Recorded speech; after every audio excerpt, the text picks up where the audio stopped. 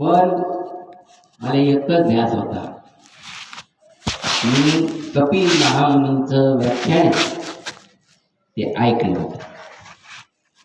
कपिल महामुनीचे वडील ज्ञानी असते, आई सामान्य असते, आणि त्या ठिकाणी घटना अशी घडते की ते वडील सांगते, तू तुझ्या आईचा उद्धार मी नाही करू शकत. आईचा उद्धार करण्यासाठी कपिल महामुनी, ज्याला गंगासागर म्हणते, त्या गंगासागराच्या ठिकाणी तपस्या सुरू केली आणि आपल्या आईला गती देण्यासाठी गुजरातमध्ये सिद्धपूर, ज्याला मातृगया म्हणते, त्या ठिकाणी आईला गती दिली. म्हणून गती द्यायला कळलं पाहिजे.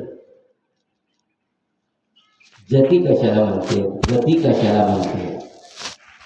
ज्या टायमाला मृत्यू येतो, मरायचं कसं ते माहिती पाहिजे, खायचं माहिती पाहिजे, झोपायचं माहिती पाहिजे.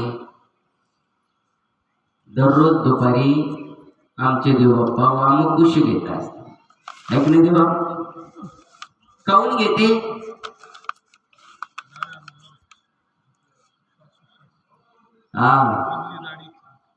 नाडीमध्ये बदल होतो आणि ती नाडी सकाळून काही वेळ वेगळे चालते,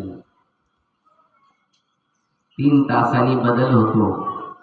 म्हणून दुपारी जेवण झाल्यावर वामकुशीवर किमान 10 मिनिटं झोपावा. किती? 10 मिनिटं. त्याने आरोग्य चांगलं राहत. आणि डावी नाडी उजवी नाडीतला जो भाग आहे, ही कडी नाडी चालू होती. ज्या वेळेस बायकोची डावी नाडी आणि पुरुषाची उजवी नाडी असेल, त्या टायमाला सुंदर असं पुत्ररत्न जन्माला येत. आता दोन्हीची बी डावी डावी असेल तर तिथं काही हे कोणाच्या हातात आहे? आपण किती शेण खातो? ज्याच्या नशिबी गुरु आला त्याने समजायचं की आपलं कपाळ करंट आहे. आता लोक मला पाहिजे गुरु कधी करावं? 8 वर्षाच्या त्या टायमाला करावं. मी म्हणत असतो, बाबा रे जरा भक्ती मार्गात या ना. हे म्हणते नाही ना बाबा, अजून वेळ नाही. आता कशासाठी बंधन आहे तुला ते?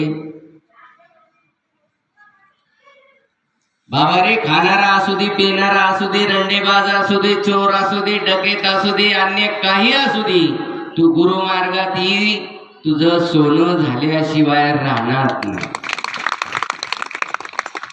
वाल्या चोर होता, वाल्या चोर होता, पण गुरु मार्गात आल्याच्या नंतर वाल्याचा वाल्मिक झाला. रामाच्या आधी 100 वर्षांनी रामायण लिहायला सुरुवात केली. काय गमत आहे? ज्ञान आणि वैराग्य निर्माण होतं या शरीरामध्ये. तुमच्या शरीरामध्ये ज्ञान आणि वैराग्य तयार होतं, विवेक जागृत होतो आणि विवेक जागृत झाल्याच्या नंतर तुम्हाला कळतं चांगलं काय आहे आणि वाईट काय. पहा तुम्ही, तुमचं दुःख तुम्हाला कुठपर्यंत कळतं? झाल्यापासून मेल्यापर्यंत. कोणी म्हणतो मी ब्राह्मण आहे, कोणी म्हणतो मी चांभारे, कोणी म्हणतो मी साळी आहे, कोणी म्हणतो मी माळी आहे, कोणी म्हणतो मी कुणबी आहे. तू कोणीच नाही आहे. या मातीच्या मुर्द्याला नाव दिले गेलेलं आहे. पण त्या मुर्द्याला मातीच्या. मग मला सांगा, स्मशान घाटावर नेल्याच्या नंतर मुर्दा झाला, आता त्याला कोणती जात द्यायची? त्याला म्हणते प्रेत. काय नाव बदलतं? प्रेत. प्रेत. गाडग फोड्याच्या नंतर लक्षात असू त्याचा दगड असतो, त्याला म्हणते आश्मा.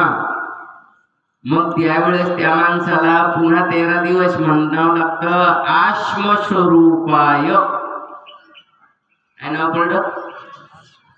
ऐकलं होतं कधी? आश्मुग नावाचं युग होऊन गेलेले. त्या टायमाला महादेव आणि पार्वती होती. दगडाच्या आख्यायिका सांगतो. त्याच्यामुळं तो दगड आश्म म्हणजे महादेव. महादेवात विलीकरण करण्यात आलं. आता रताळ्याला काय कळतंय? कोणी धरतेत वळायत होते, कोणी धरतेत उकांड्यात होते, कोणी झाडावर लटकीते. परंतु पानाडी कशाला म्हणावा? धरतय रुमाला नावळी ते डोक्याला भरतय डोक्याला काय पाणी पाजलं, पाणी पाजलं. हे असं कोण केलं? पाणी पाजलं. आणि ह्यो गाडवीचा थेंब भर बी पाहिजेत ना. आश्मा कुठं?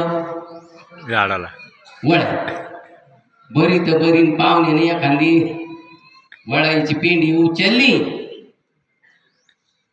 आणि येऊन टाकली ढोराय पुढं. त्या आश्मा गेला ना तिकडं. मग जातो दाव आला जवळ पाहा, त्या आश्माच सापडत नाही. मग नक्की आमच्या बापूनच पळी जातो.